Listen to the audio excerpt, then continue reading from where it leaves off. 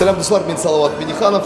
Бүгін Real Records студиясы ұйыштырылған «Засветить» деген проектта қатнашабыз. Бұл филармония концертлар залында өтәтірген шара.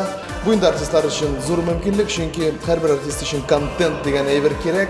Мұндайды біз гүзәлім білән бөлек етем деген жырны жырлаяшақпыз. Сіздің көңіліңіздің көріп іздеп ұшанып қаламыз.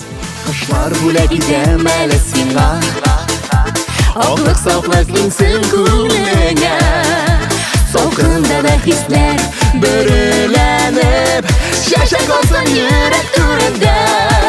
Бөлек етем көңіл құяшымны, Бөлек етем жаным жылысын, Бөлек етем назарымны құшып, Сүйуімнің иқласылысын.